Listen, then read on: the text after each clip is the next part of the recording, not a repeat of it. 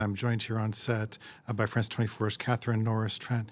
Catherine, I guess the headline here is, I guess we should start off with what Antonio Guterres had to say, some very strong words. Very strong words indeed. He said, quote, "We are at breaking point." And he said that that represented now a threat to the maintenance of international security. So really putting that in stark terms. He's made, of course, warnings before about the humanitarian situation in Gaza. And he said there was a risk being a complete breakdown of public order now, and the mass displacement of the population into Egypt. So perhaps looking forward to what he sees as the next step. If you've got these people, these 1.8, 1.9 million Gazans being pushed further and further south in the Gaza Strip towards the Rafah crossing, well, at some point that situation becomes completely untenable. And so there's mounting pressure, of course, on Egypt just across that Rafah crossing to take them in. And while many Gazans simply do not want to leave their land, many have been displaced several times. There's not enough food, water, basic supplies. He detailed it all there. So basically warning of an incoming explosion there of that situation in very, very stark terms. We should note that even the fact that he invoked this Article 99 and called this vote has provoked the wrath of Israel.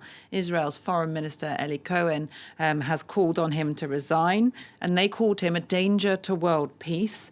And they said that this call for an immediate ceasefire, something we heard from the Israeli ambassador to the UN, constitutes the support for Hamas. So just starkly opposing views and visions and outlines of the situation there, but a very stark warning indeed from Antonio Guterres. We heard two very different narratives from the observer of the State of Palestine, followed by the representative of Israel. We should mention there is a vote tonight.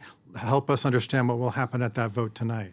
So at the vote tonight, the members of the UN Security Council, 15 members, there's for 5 permanent members, US, China, Russia, France and the UK, plus 10 non-permanent members who have a role for 2 years.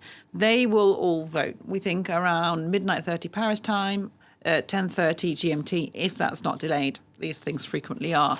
So basically, in order for this motion to pass, calling for an immediate ceasefire, it would have to be adopted by at least 9 of the 15 UN Security Council members, and also that it wouldn't be vetoed by any of the Security Council's permanent members.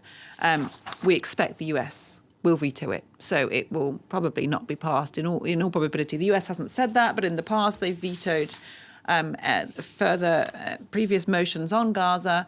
Any motion that does not condemn Hamas, they will not accept. And they don't like to be seen curtailing Israel's ability to act. So we're expecting that.